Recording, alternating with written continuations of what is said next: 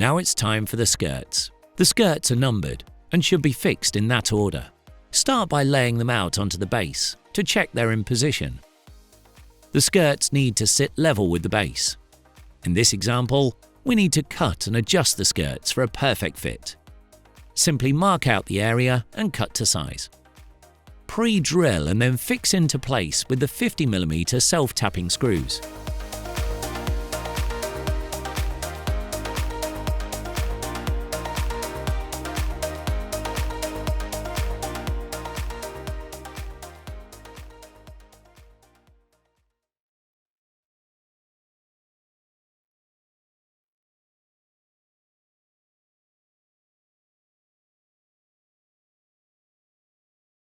For the corners, ensure there is an overlap.